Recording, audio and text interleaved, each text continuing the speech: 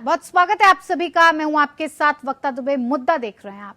India गठबंधन में गांठें मजबूत होती दिख रही हैं। टीएमसी के अकेले लोकसभा चुनाव लड़ने के ऐलान के बाद पश्चिम बंगाल की मुख्यमंत्री ममता बनर्जी और कांग्रेस के बीच तकरार और ज्यादा बढ़ गई है। ममता ने सिलीगुड़ी में राहुल गांधी को सभा करने की अनुमति देने से मना कर दिया और उसके बाद कांग्रेस ने यात्रा के रूट में बदलाव किया। कूच बिहार की बजाय अब जलपाईगुड़ी से यात्रा शुरू होगी और आज मालदा के रास्ते पश्चिम बंगाल में फिर से यात्रा शुरू होने वाली है, जो कि 2 फरवरी को राज्य से बाहर निकलने से पहले मुर्शिदाबाद से होकर गुजरेगी। उधर कांग्रेस अध्यक्ष मल्लिकार्जुन खड़गे और ममता की बातचीत भी बेनतीजा रही है। इसी पर बातचीत करेंगे, खास मेहमान हमारे साथ जुड़ेंगे, लेकिन उससे पहले आप एक रिपोर्ट देखिए। एक बार फिर ममता बनर्जी और कांग्रेस के बीच तल्खी बढ़ती दिख रही है। अभी तो सीट बंटवारे पर अलगाव हुआ था, अब कांग्रेस की यात्रा को लेकर 3-5 होता दिख रहा है। पश्चिम बंगाल की सत्ताधारी तृणमूल कांग्रेस प्रमुख ममता बनर्जी और कांग्रेस के पूर्व अध्यक्ष राहुल गांधी कुछ दिन पहले तक इंडिया गठबंधन की बैठकों में साथ साथ नजर आ रहे थे। अब ममता बनर्जी ने 2024 का लोकसभा चुनाव में अकेले लड़ने का ऐलान कर दिया है। दीदी के इस दाव के बाद कांग्रेस बैकफुट पर आ गई है। कांग्रेस डैमेज कंट्रोल के मूड में है और वहीं ममता बनर्जी के तेवर नरम पड़ते नजर नहीं आ रहे हैं। अब टीएमसी और कांग्रेस के बीच दूरियां किस कदर बढ़ गई हैं, इसका अंदाजा इस बात से लगाया जा सकता है कि ममता के राज्य में पुलिस प्रशासन ने राहुल गांधी को जनसभा करने की अनुमति तक नहीं दी। राहुल गांधी मणिपुर से महाराष्ट्र तक भारत जोड़ो न्याय यात्रा पर निकले हैं। राहुल गांधी की ये यात्रा पश्चिम बंगाल में प्रवेश कर चुकी है। कांग्रेस ने सिलीगुड़ी में राहुल गांधी की जनसभा के लिए प्रशासन से अनुमति मांगी थी, लेकिन नहीं मिली। इसे लेकर पश्चिम बंगाल कांग्रेस के अध्यक्ष और लोकसभा में विपक्ष के नेता अधीर रंजन चौधरी ने कहा कि यात्रा के बंगाल में आने के बाद हमने एक छोटा सा निवेदन किया था कि सिलीगुड़ी में एक जनसभा की अनुमति दी जाए, लेकिन प्रशासन ने इसके लिए अनुमति नहीं दी। उन्होंने लगे हाथ पुलिस प्रशासन की कार्य प्रणाली पर भी सवाल उठा दिए। अधीर ने कहा कि बंगाल में अगर सत्ताधारी पार्टी के विरोध में कुछ होता है तो पुलिस तुरंत एक्शन ले लेती है। उन्होंने ये भी जोड़ा कि राहुल गांधी की ये न्याय यात्रा पूरे देश के लिए है, ये यात्रा किसी के पक्ष या विपक्ष में नहीं है। अधीर ने कहा कि एक ताकत है जो देश को तोड़ना चाहती है, नफरत फैलाना चाहती है। राहुल गांधी की भारत जोड़ो न्याय यात्रा गुरुवार को पश्चिम बंगाल में प्रवेश कर गई थी। यात्रा के बंगाल पहुंचने पर राहुल गांधी ने कहा कि मैं पश्चिम बंगाल आकर खुश हूं, हम यहाँ आपकी बात सुनने और आपके साथ खड़े होने आए हैं। राहुल ने कहा कि बीजेपी आरएसएस नफरत, हिंसा और अन्याय फैला रहे हैं, इसीलिए इंडिया गठबंधन पूरे देश में अन्याय के खिलाफ लड़ने जा रहा है। ममता के ऐलान के पीछे भी अधीर रंजन चौधरी की बयानबाजियों और दीदी को लेकर आक्रामक तेवरों को प्रमुख वजह बताया जा रहा था। ममता के ऐलान के बाद कांग्रेस डैमेज कंट्रोल करने, दीदी को मनाने के मूड में नजर आ रही थी, लेकिन अब राहुल को सभा की इजाजत नहीं दिए जाने के बाद दोनों दलों के बीच तल्खी और बढ़ती नजर आ रही है। Bureau report, APN. कहीं ना कहीं ममता बनर्जी और कांग्रेस के बीच जो तल्खी सीटों के बंटवारे को लेकर नजर आ रही थी, फिलहाल उसकी खाई और ज्यादा गहरी होती जा रही है। कांग्रेस पार्टी की जो भारत जोड़ो न्याय यात्रा है वो बंगाल में प्रवेश करने वाली है। ऐसे में लगातार आरोप इस बात को लेकर लगाए जा रहे हैं कि ममता बनर्जी बंगाल में किसी भी तरह का सहयोग नहीं कर रही हैं। इसी पर आज चर्चा करेंगे। चर्चा के लिए हमारे साथ खास मेहमान जुड़ गए हैं, जिनसे मैं आपका परिचय करवा देती हूँ। हमारे साथ जुड़े हुए हैं सुमित मेहरोत्रा जी, टीएमसी के प्रवक्ता हैं, बहुत स्वागत है सुमित जी। आशीष कुमार मिश्रा, कांग्रेस के प्रवक्ता हैं, हमारे साथ जुड़े हुए हैं, आपका भी बहुत स्वागत है सर।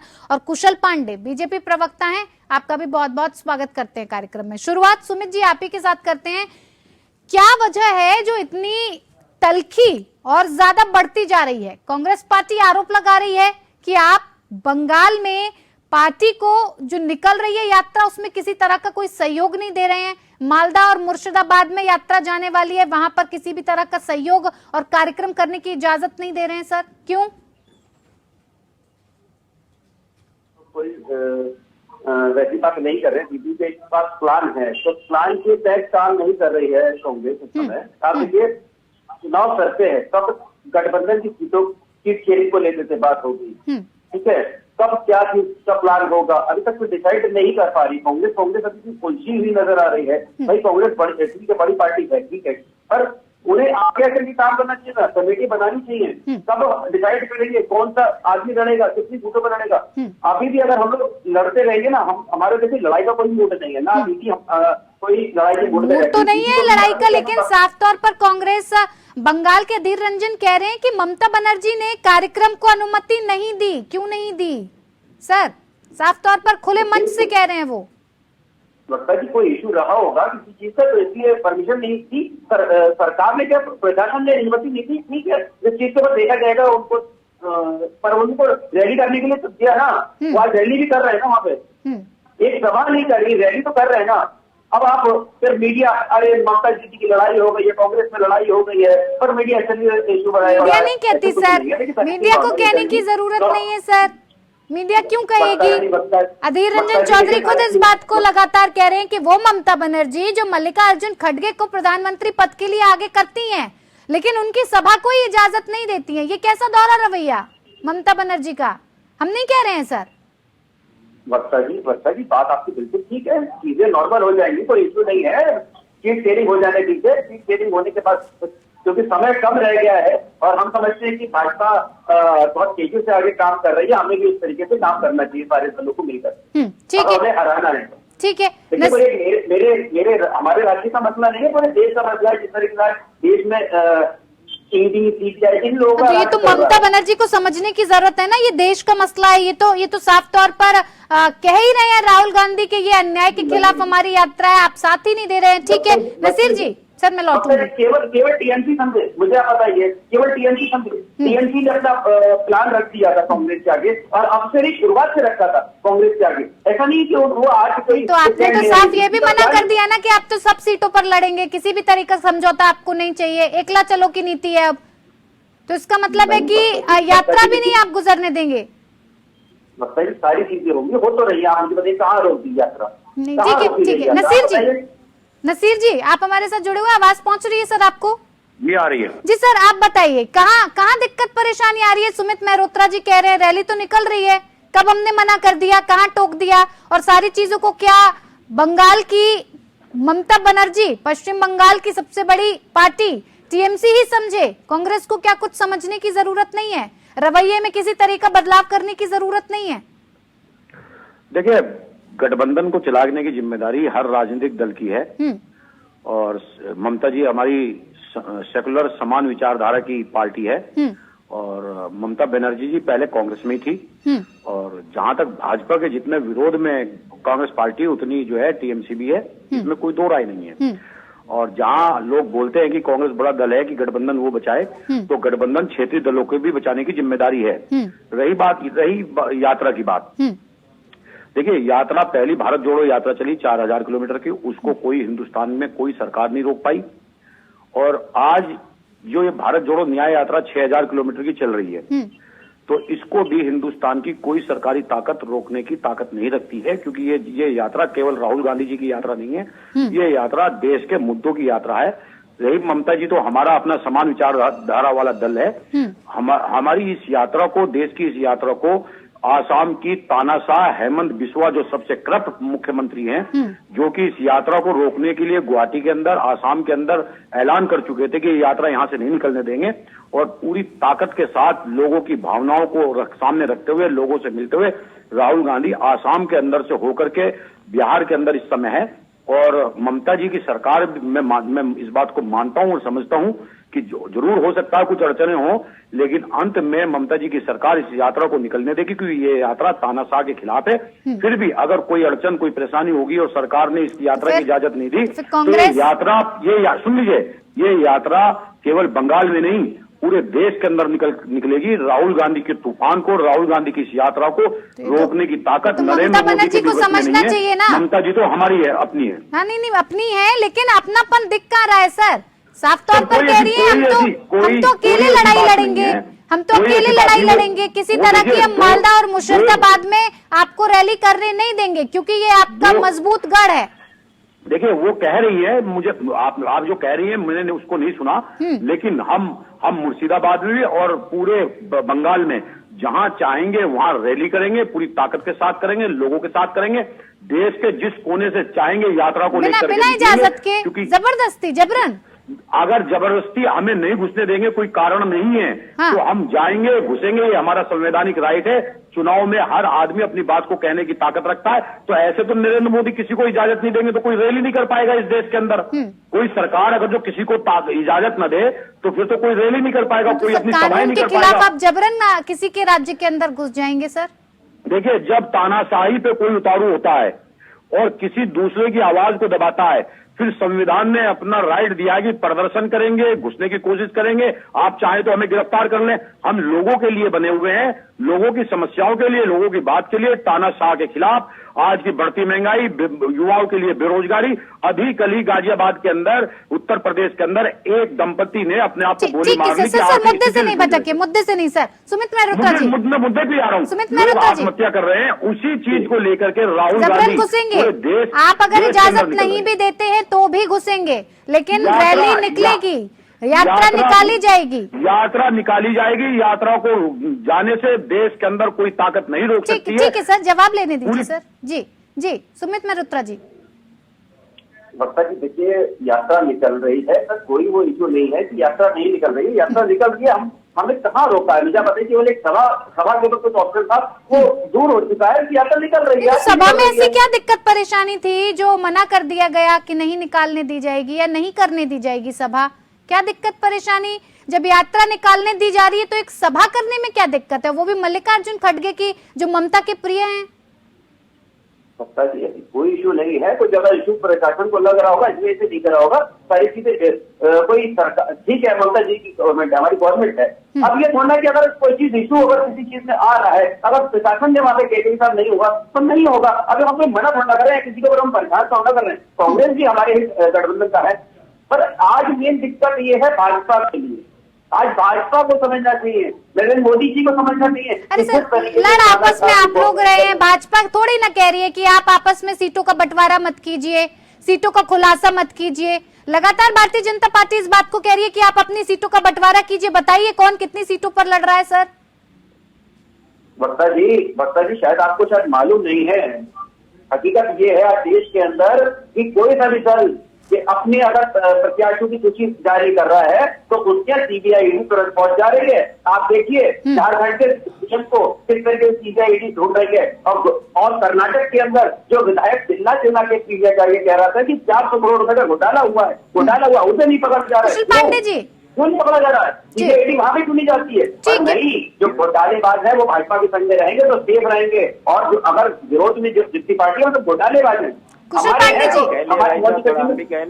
हमारी मॉडल पच्चीस में धुले हुए हैं, वो तो ठीक है। सुमित मेहरोत्रा जी, ठीक है सर। चाहे असम के मुख्यमंत्री हो, चाहे आपके बंगाल के सुवेंदु अधिकारी हो, तो ये चीजें तो ये करी जा रही है आज भाजपा की तरफ से।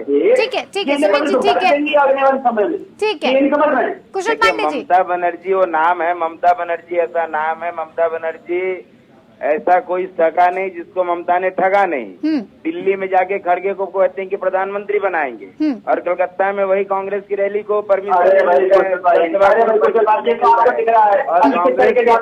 आप कह रहे थे सुमित जी, आपकी बातों को सबने गहरे से सुना, तो बाकी के लोगों को भी बोलने का मौका दीजिए सर। नहीं, बोलने का मौका दीजिए सर। जवाब दूंगा लाइन पर। आप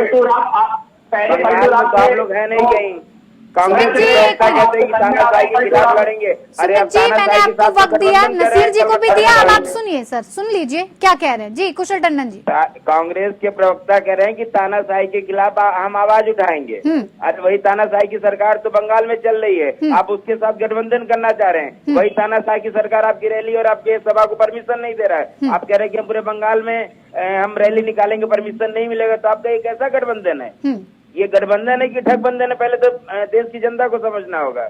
और दिल्ली में दोस्ती और बंगाल में कुश्ती है, ये कैसा गठबंधन है? दिल्ली में एक चेयर पे बैठ करके, एक बगल में बैठ करके चाय पी रहे, हंस रहे हैं, और बंगाल में उन्हीं को सभा करने की इजाजत नहीं मिल रहा है। और आप कहते हैं कि गठबंधन है, महागठबंधन है, हम मोदी जी के खिलाफ लड़ेंगे। अरे चोर चोर मौसेरे भाई, एक के पीछे एक को हराने के लिए सारे विरोधी दल जितने कुछ के, लेकिन कोई बंगाल में लड़ रहा है, कोई दिल्ली में कह रहा है कि हम अपना सीट नहीं छोड़ेंगे, यूपी में सपा नहीं छोड़ेगी, बंगाल में दीदी नहीं छोड़ेंगे। ये कैसा गठबंधन है? नसीर जी, तो देश की जनता को बेवकूफ बनाने का गठबंधन है ये। हाँ ठीक है सर, जवाब लेते हैं। नसीर जी जी जवाब दीजिए कुशल पांडे जी का। देखिए, ये जो कुशल पांडे जी कह रहे हैं कि ममता तानाशाही दिखा और गठबंधन ठग बंधन जो बात कर रहे हैं, हाँ इस देश के अंदर सबसे बड़ा अगर जो ठग बंधन है और ठगों की सरकार चल रही है इस समय जो है नरेंद्र मोदी की, और नरेंद्र मोदी के नेतृत्व में इनकी डबल इंजन की सरकार चल रही है, जो लोगों को लूट रहे हैं पूरी तरीके से, लोगों की भावनाओं की कदर नहीं कर रहे, जो वादे करते हैं नसीर जी, उससे ये तो भारतीय जनता पार्टी तो ये कह रही है कि कांग्रेस पार्टी को भारत जोड़ो नहीं कांग्रेस जोड़ो यात्रा निकालनी चाहिए। भारतीय जनता पार्टी जो कह रही है चंडीगढ़ में दिखाई दिया, जाकर पाकिस्तान से रैली निकाले, अब न्याय की रैली निकाल रहे हैं। चंडीगढ़ में मेयर के चुनाव हुआ भैया, कांग्रेस तो देश के साथ अन्याय की है और ये न्याय की रैली निकाल रहे हैं। ये कांग्रेस पूरे देश के साथ अन्याय किए 70 सालों तक, और ये न्याय की रैली निकाले जब देश की जनता के साथ न्याय हो रहा है।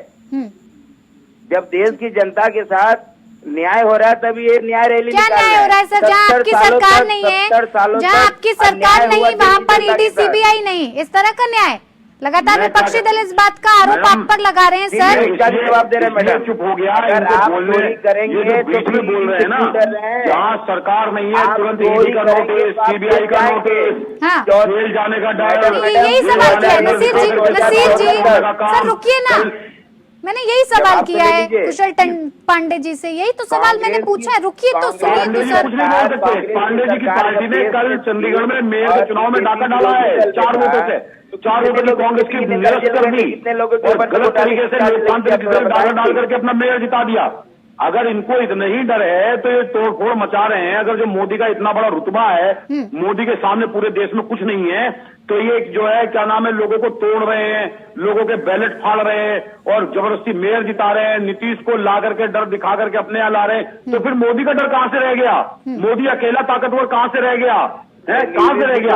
हम किसी से गठबंधन करते हैं तो ये बोलते हैं कि भाई ये तो जो 38 पार्टी का गठबंधन है। अरे आप मोदी का जब डंका बज रहा है सारे प्रदेश से तो कांग्रेस, क्या नसीर जी ममता बनर्जी अकेले लड़ने का ऐलान पश्चिम बंगाल में कर रही है तो वो भी मोदी का डर है, ये कहना चाहते हैं? कोई मोदी का डर नहीं। देखिए मैं आपसे बोलता हूँ, सीट बंटवारे से पहले और सीट बंटवारे से पहले और चुनाव की घोषणा होने से पहले हर पार्टी हर दल चाहता है कि हमें सीट ज्यादा मिल जाए। ममता जी वहां सरकार में बैठी हुई है, ममता जी ताकतवर पार्टी की मुखिया है वहां पे, इसमें कोई दो राय नहीं है। हम वहां दूसरे नंबर की पार्टी ममता। तो क्यों नहीं मान लेते सर? फिर क्यों नहीं मान लेते जब इतना कुछ समझ में आ रहा है आपको? हो सकता है ममता जी कुछ ज्यादा सीटें पे चुनाव लड़ना चाहती हूँ इसलिए ऐसा कर रही हूँ, लेकिन ममता जी हमेशा भाजपा के खिलाफ रही है और हम भी भाजपा के खिलाफ रहे। मैं इसमें अभी कुछ नहीं कहना चाहता। मेरी हैसियत इस बात की नहीं कि मैं ममता जी के खिलाफ कुछ बोलूं या ममता जी के फेवर में कुछ बोलूं। अभी हमारा सीट शेयरिंग का फार्मूला चल रहा है और हम बहुत जल्दी इस देश को चलिए सर, ये देखने वाली बात होगी कि ये गठबंधन मोदी को चुनाव हराएगा। किस तरह की तस्वीर सामने पेश करता है, इसका इंतजार तो पूरा देश, पूरे युवा जिनके सामने आपने इस गठबंधन की तस्वीर रखी है वो सभी जानना चाहते हैं कि आखिर इस गठबंधन में आगे होने क्या वाला है। तमाम मेहमान हमारे साथ जुड़े इस चर्चा में, उसके लिए आप सभी का बहुत बहुत धन्यवाद। मुद्दा में फिलहाल इतना ही। नमस्कार।